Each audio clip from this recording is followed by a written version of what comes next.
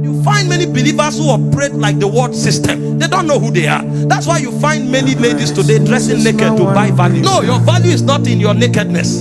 Even if you are clothed. See, royals and nobles don't dress naked. You will never find any princess dressed naked. In fact, their cloth, their wares are tucked to the neck. And even their hands, they wear gloves. Most of their gowns are long sleeve. You don't see. If you see their hand, it's a privilege. That's the mentality they have. When they come out, they wear socks inside easy wear. If they want to wear an easy wear, because they know the value they command. They know that they are a wonder to a generation. And when they come among you, you are blessed to have them. We are heirs of God. We are inheritors of divine investment, divine possibility. That's the mentality of a Christian. And the Bible put this thing there deliberately for you to have a personality that is consistent with what God said about you. How can you think of taking over this world if you don't come as a prince? How can you fight over a territory if you don't come as one who understands the game of power and authority? If you come as a beggar, how dare you talk when nobles are talking? That's why even those who are beggars, they say he lifted the beggar from the dunghill. He taketh him from that place of poverty and shame, and he establishes him among princes that he may inherit throne. You are an inheritor of thrones, brothers and sisters. We are heirs of God. See, have this mentality. If it's only one shirt you have, don't wear a rumpled shirt. When you get home at night, wash it, iron it, come out tomorrow like a prince. You'll find many Christians, they are rumpled, their hairs are scattered, they don't even have time to brush, and they are running everywhere and saying God is helping us. Relax, bro. Put yourself together, square your shoulders, walk like a man helped of God. How many princes have you seen jumping up and down? No. Princes walk, there's a disposition. Sometimes you see them fold their hands and they are in charge. You find a Christian fighting in the market. Is it me? Oh. Jesus said if they take your shirt, give them your cup. You can't find me fighting. No. It's not consistent with nobility. There's a code with which we live. You want to fight? Just let the person go. Thank you. It's well. They want to banter wars with you. They are talking, waiting for you to talk. No, not me. Thank you. It's all right. It's fine.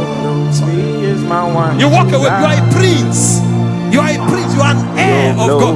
Many don't know this, so they have brought the name of God to disrepute. You find two women fighting. A Christian is involved. You find a thief, a Christian is involved. How did you condescend to that level? Are you not aware that you have thrones to inherit? Are you not aware that there is an end state for you to take over? Are you not aware that you are noble? Nobility flows in you, sir. The Prince of Peace is called your brethren, is your brother. Mentality. God is putting this in scripture so you will know. You will know. You will know. Many of us need to know. A Christian is involved in every gossip. Me, I don't know what is what. Come on. And then when the whole secret comes out, you put your head down in shame. No. He said, what you hear in the dark, shout it in the light. What you hear in the house, proclaim it on the rooftop. Anything you say anywhere, you should be able to say it, because there is integrity in you. You are a prince. We are heirs of God. Number 3 or number 2, we are called witnesses. Acts 1:8. Not many days from now, you shall receive the Holy Ghost and power, and you shall be witnesses unto me. Peter was corroborating this fact in 1 Peter 2:9, and he said, you are a royal priesthood, God's own special people, called forth to manifest the praises of God. So you come to prove to people the existence and the legitimacy of God and his ways. You are not just ordinary. You came here to prove and to validate the scripture. When the Bible says God heals, you are the proof. When the Bible says God blesses, you are the proof. You are like God's exhibit in the law court. Everything God says, if it were to be queried in a court, you are the one they will bring as the evidence. And so your life cannot be anything short of everything God has said you are. This is why When you go through life, you go with faith and vehemence. Many people think mediocrity is spirituality, and so when they find a man who knows where he's going and is conscious of the time, they say he's ambitious, and they start saying all kinds of things. See, don't let some people bother you. Their heart is full of bitterness. They want to say those things to discourage you. Ignore them. Make your journey through life. There's no time, sir. There's no time. We didn't come here to live forever. We came here to manifest God for a short period of time. And while you have that time, make sure you give your all. He said, I must do the work of him that sent me while it is day. The night cometh when no man can walk. Don't fold your hand and relax. You are a witness. Check yourself out. How many places am I proving God's validity, God's existence, God's authority, God's faithfulness? How many persons am I impacting? How long do I have to stay here? These are the things that should form your consciousness, because God is waiting in heaven for you to prove to that your neighbor that is God. He's waiting for you to prove to that person in your office that is God, and you are not aware. You are just relaxed, thinking there is time. There's no time. Check yourself. You are 30, you are 40, you are 50. You have moved from at least 4 states already. You were born in one state, you moved to another state for your primary education, you went to another state for your university and secondary education, you are in another state doing business. You have already moved through 4 states, and you don't have any memorial in any of those 4 states. How many more states do you think you will enter before you go to heaven? And you think there's time? No, there's no time. You have to become conscious that God is waiting for you to prove to the world that everything he said is true. You are a witness. Number 3, you are an ambassador. 2 Corinthians 5:20, the Bible said we are ambassadors of Christ. So we came to this world to establish a government and a dominion. We came to this world to establish the ways of God. This is the consciousness that you have. While as a witness you came to prove and to validate God, as an ambassador you came to establish God's kingdom. And so God's kingdom begins first of all with his ways, his lifestyle, his character. So if you come to any place, you must not be intimidated in establishing God's character there. If you come to a place people are stealing, people are cheating, be bold enough to tell them this is not good. Live a righteous life, because you are an ambassador. The reason you are here is because you represent a kingdom. And so anywhere you find yourself becomes the constituency of God.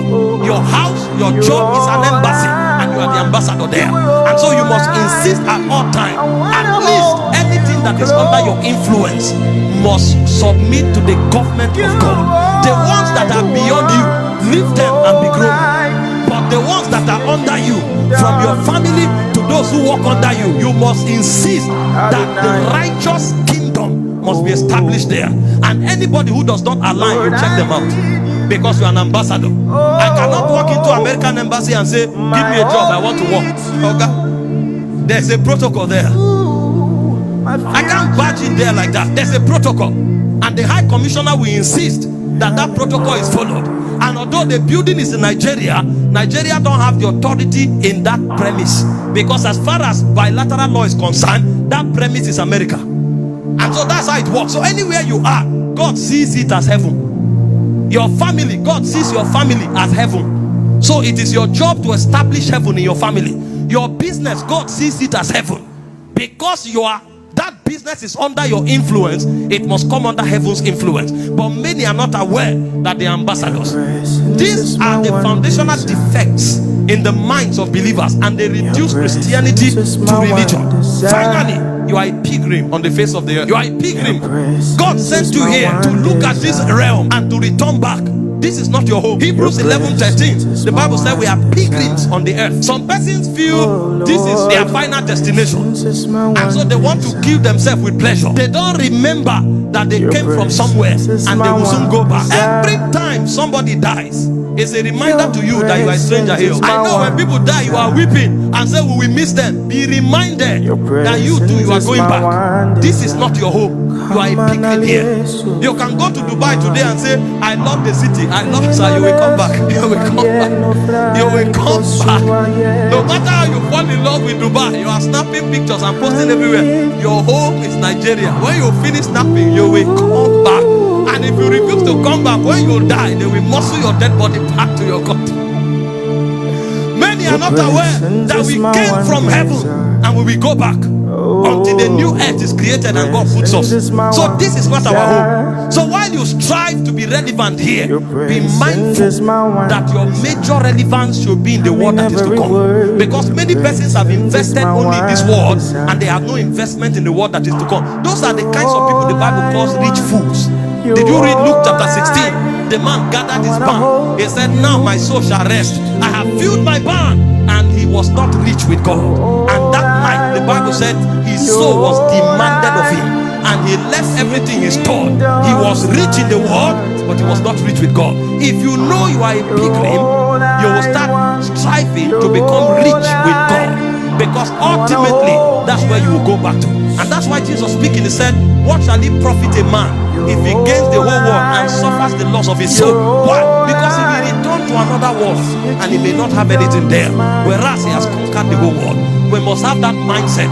We are pilgrims. Thank you for watching this video. We trust you have been tremendously blessed. To get more messages by Apostle Michael Orokpo, kindly join our Telegram channel by following the link on your screen. Your life will never remain the same. God bless you.